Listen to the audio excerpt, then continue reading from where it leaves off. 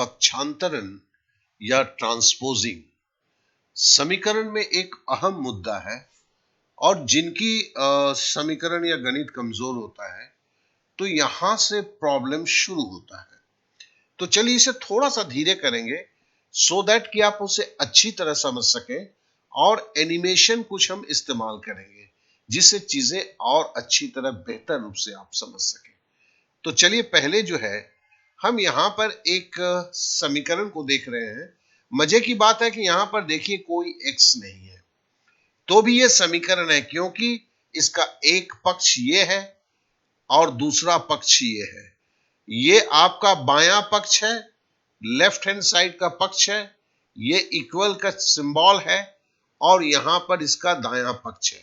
जब दो पक्ष दो साइड बराबर होते हैं, बीच में इक्वल का सिंबल होता है, उसे ही हम समीकरण बोलते हैं। अब ट्रांसपोजिंग का मतलब क्या होता है? एक शब्द आ रहा है ट्रांसपोजिंग या पक्षांतर। पक्षांतर का मतलब होता है हम यहां से किसी संख्या को उठा के अगर हम दूसरी तरफ लेके जाते हैं तो फिर उसमें क्या चेंजेस होते हैं। चलिए हम देखते हैं। जैसे हमने इस -1 को उठा के यहां पर लेके आए, अब ये देखो इधर जा रहा है, लेकिन अभी ये किस अवस्था में पहुंचा है? ये बराबर के सिंबल के पास पहुंचा है और इसको उठा के मैंने यहां रखा पहले।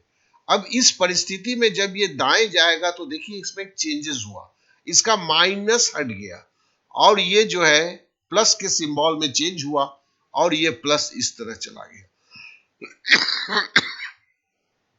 अब देखिए, अब दोनों तरफ पहले 0 0 था, अब ये दोनों तरफ का मान मतलब बाएं साइड का मान और दाएं साइड का मान 1 और 1 हो गया। इस तरह से यह समीकरण बैलेंस हुआ। अब हम एक दूसरी अवस्था पे आते हैं। यहां पर भी देखिए 0 0 है, मतलब ये एक पक्ष है, ये एक पक्ष है और इसमें भी हम वही करते हैं, एक संख्या को उठा के लेके चलते हैं। जैसे भाग को हमने यहां से उठा के यहां पे रखा। अब ये देखिए जब भी ये सिंबल होता है ये अपना उल्टा सिंबल जब चेंज होता है। जब यहां पर से माइनस उठा था ये प्लस बन के यहां गया था। यहां से भाग का सिंबल उठा तो भाग का उल्टा क्या होता है? डिवीजन का उल्टा होता है मल्टीप्लीकेशन। अब देखिए मल्टीप्लीकेशन में चेंज हो गया है और इसको हमने इधर बैठा दिया और इधर बैठाने के बाद भी देखिए यहां पे मान में कोई चेंज नहीं हुआ है। कैसे? देख लीजिए, आप पहले 1 से 1 को गुणा करते हैं 1 होता है, 1 से 1 को घटाते हैं तो 0 हो जाता है। इसी तरह राइट हैंड साइड में भी 3 1 को 1 पहले भाग को करते हैं, 1 से 1 को भाग देते हैं 1 होता है, फिर 3 बार 1 को गुणा करेंगे तो वो भी 1 होगा, 1 से 1 को घटाएंगे वो 0 होगा। इस तरह से पक्षांतर में हमने दो एग्जाम्पल देखा। अब तीसरे एग्जाम्पल को देखते हैं।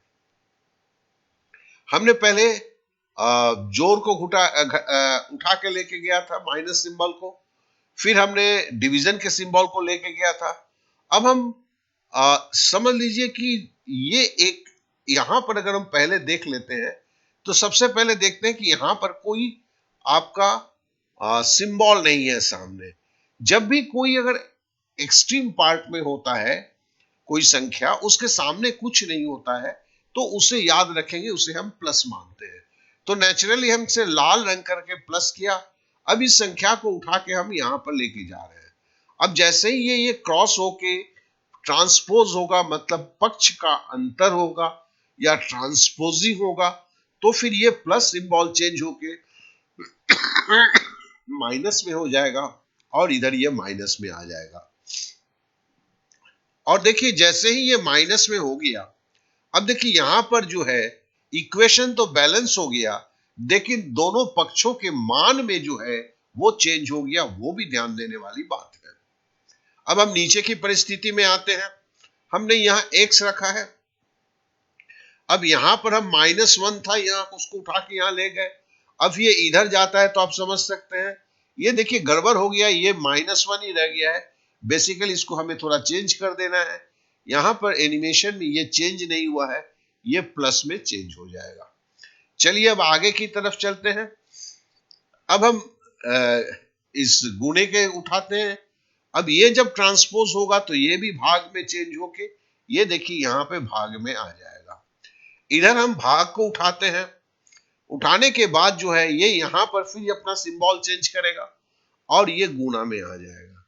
अब देखिए इस तरह से क्या हुआ, हमें x का मान निकल गया जो मान हमें पता नहीं था। तो इसी तरह से मान निकालने की विधि को हम समीकरण कहते हैं। और ये समीकरण जो है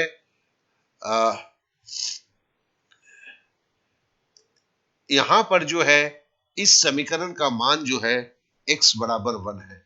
कैसे हुआ, देखिए एक को हम एक से भाग देते हैं तो पहले भाग का काम होता है, बॉडमास को जानना जरूरी है।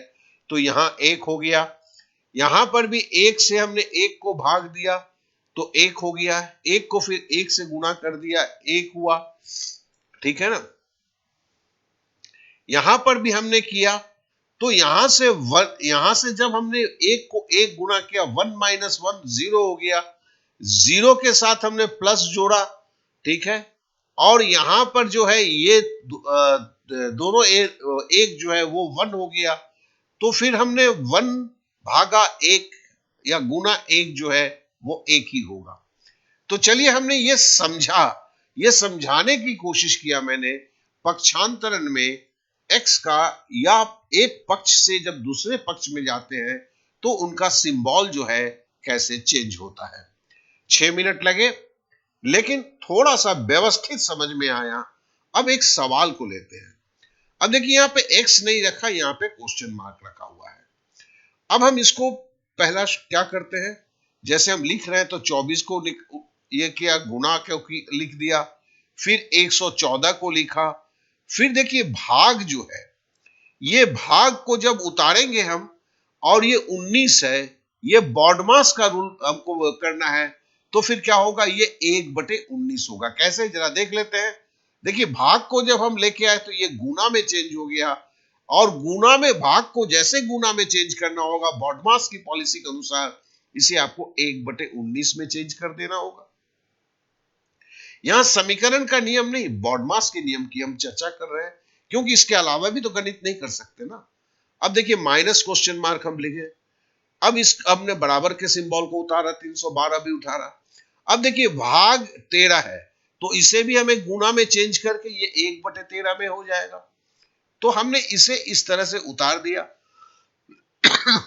अब देखिए अगर हम 19 को 114 से काटते हैं, पहाड़ा आपको जानना जरूरी है, पहाड़ा के बगैर नहीं होता है।